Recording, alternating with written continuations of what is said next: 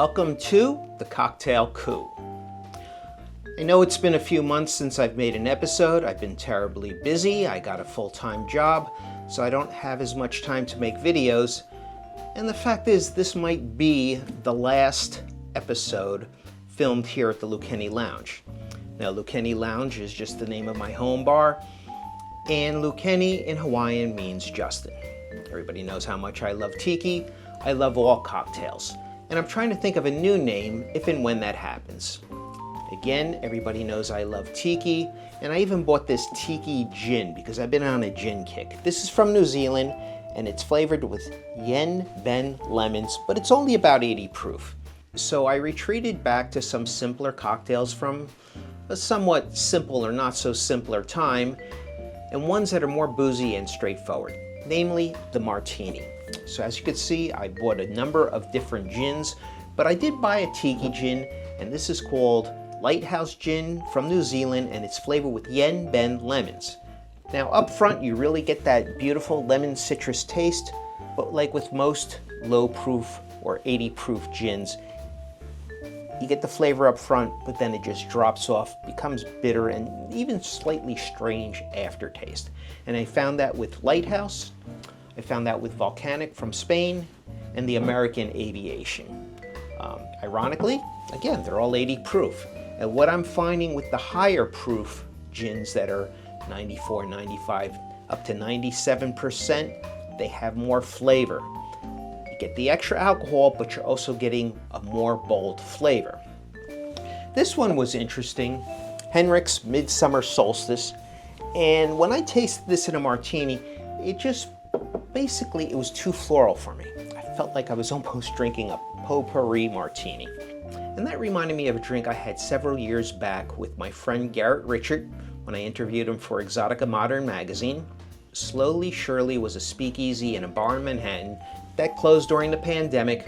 Ray is now over at Paradise Lost in the East Village of Manhattan, and Garrett is over at the Sunken Harbor Club in Brooklyn, and both consistently make it to the top 10 cocktail lounges in New York City. So if you have a chance, try and get there. It's not always easy to get in, but those are definitely two destinations you should get to if you're into cocktails. Now, when I was with Garrett, he got all excited because Ray had finally gotten the ingredients for a drink called the Allies. And about a month ago, before the recent events of this week and what's going on in the Middle East, I took interest in World War I and a lot of cocktails from that era, which was around 1917. And there's going to be a cocktail about that in a later episode, but for now I wanted to revisit the Allies because I've been drinking martinis and I wanted to get back to that cocktail. And it's flavored with Coup. I believe that's the pronunciation. And instead of gin, how it's flavored with juniper berries, this is flavored with caraway seeds and cumin.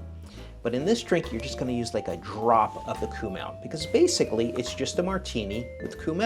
And Allies stands for the alliances of gin, the French vermouth, and the Dutch or Russian Coup. Now, while the Coup may not be so easy to find, you shouldn't have too hard of a time finding a gunpowder or overproof or Navy strength gin.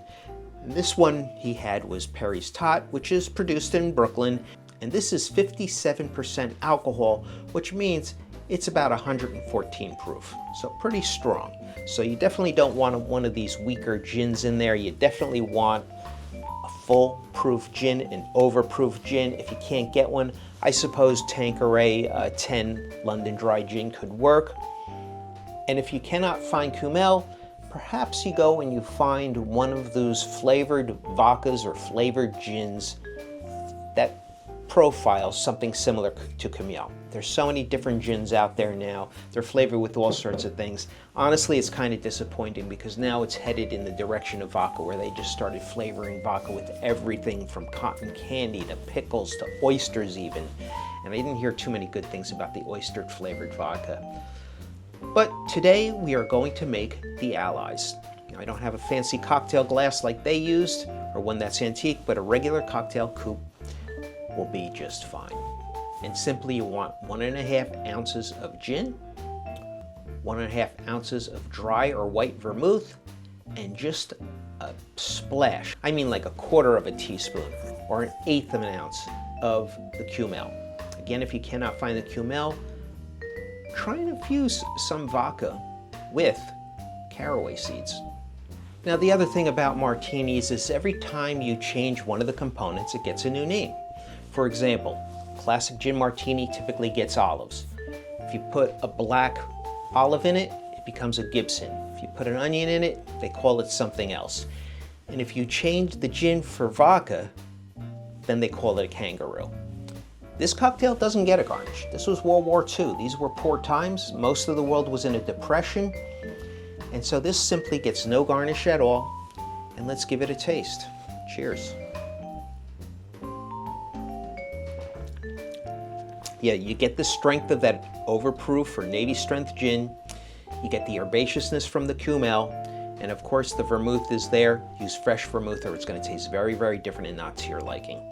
So I may be on hiatus for a little bit, and don't forget, you could always read some of my articles in Exotica Moderne. There's a bunch of authors and writers in there, so not just my articles, but the whole magazine in general, which focuses on mid-century pop culture, specializing in tiki, music, art, everything. As a matter of fact, my next article is going to be about Rita's Lost Weekend, and that should be out sometime this summer. Still going to be doing tiki here. Still going to be doing a variety of cocktails, tropical, whatnot. Be sure to tune in, hit subscribe, hit like, gives me some motivation to keep going. And until next time, mahalo and cheers. Isn't happy hour anytime?